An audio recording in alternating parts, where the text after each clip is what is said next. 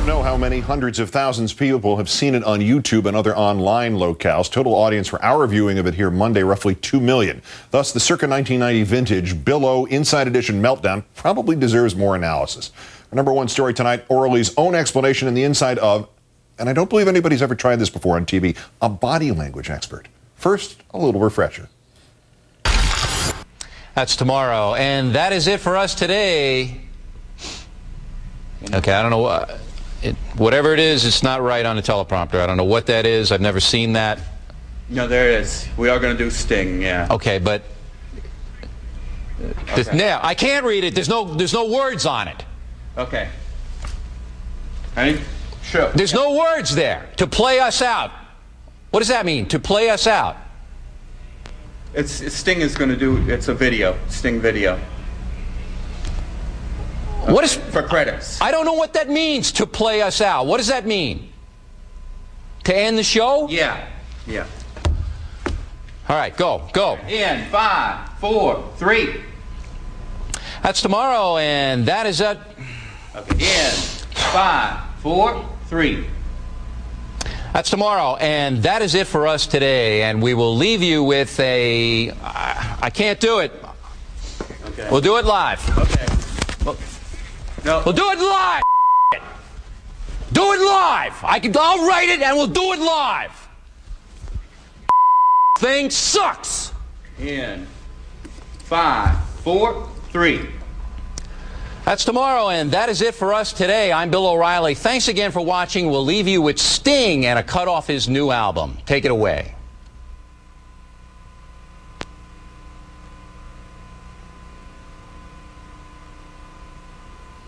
On top of everything else, I now have the world's longest ringtone.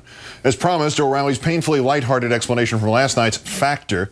By the way, there's a tape floating around on the internet of me in a state of displeasure, I understand. Apparently the tape is 20 years old, but I, your humble correspondent, have plenty of much newer stuff because, by contractual obligation, I have to create a few dramas every year for the amusement of my co-workers. They'd quit if I didn't do that. By the way, if you want to buy any of the tapes I'm happy to sell them to you.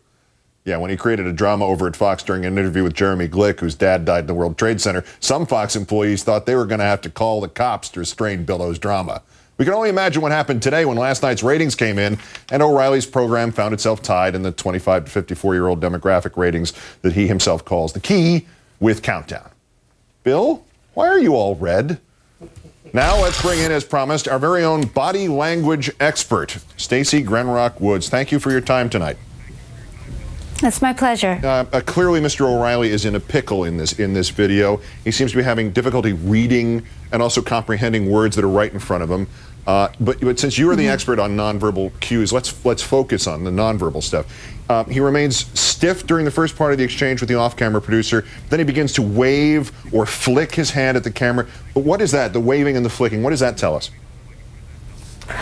That is what we in the body language community like to call a dismissive gesture, sort of a flicking away, a disgust, as one might use toward an underling, perhaps maybe a waitress or some other woman. It's definitely can be interpreted as a sign of somebody who is really afraid of women and hates them. Well, I think that's pretty clear. Even more fascinating, there's a point at which O'Reilly breathes in deeply. There's almost this I'll huff and I'll puff and I'll blow your house down kind of thing. Is that one self-explanatory, or is there more to that? That's what we like to call a bull snort. It's a very rare, rather aggressive body language gesture. It's rarely seen, mainly just by dictators, your Benito Mussolinis, your General Pinochets.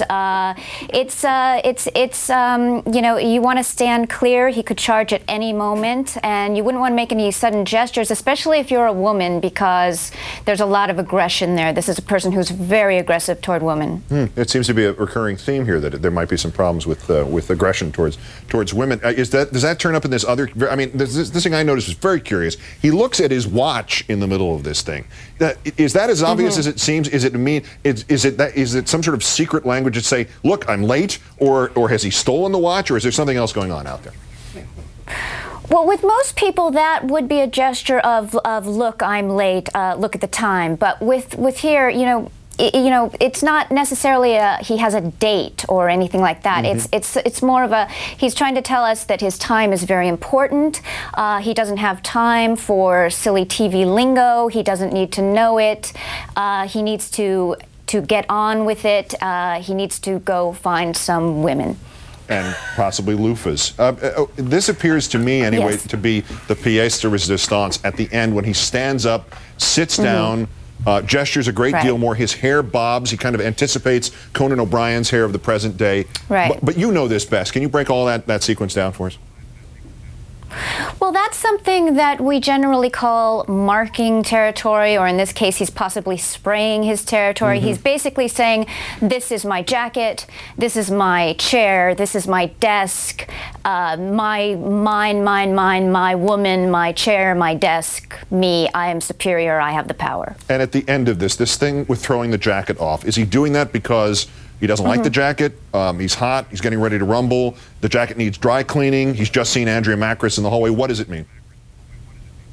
Well, usually taking off a jacket generally indicates that a person is hot, but in this case I would say this person is in heat and is ready to mate. He's probably about to troll the halls of Inside Edition for a mate, so a woman to dominate. Or possibly just the desk right there. Stacey Grenrock Woods, okay, Perhaps. We can reveal the gag. She only moonlights as an impersonator of body language experts. She's actually a comedian, former correspondent at The Daily Show. Well done, Stacey. Many thanks.